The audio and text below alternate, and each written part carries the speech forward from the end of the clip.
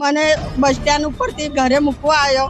મને કે આઈ તું ચિંતા ના કરીશ, હું જીતુ કાકાને તારા જોઈશ, હું રાતે મૂકવા બી જઈશ ને, અને તું ચિંતા ના કરીશ, આઈ મેં તારા માટે જ છું.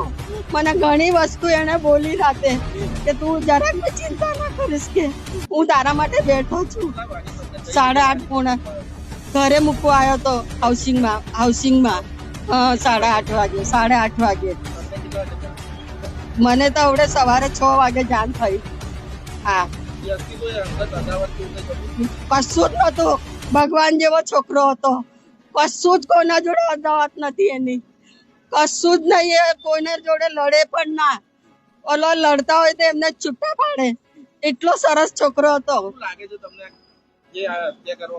હત્યામાં તો આ અનબનાવ લાગે છે કે કોઈ એને ફસાઈને લઈ ગયા છે ને, ખબર નહીં હવે, એ તો આપણે જોયા જ નથી તો હું શું જવાબ આપું સાહેબ.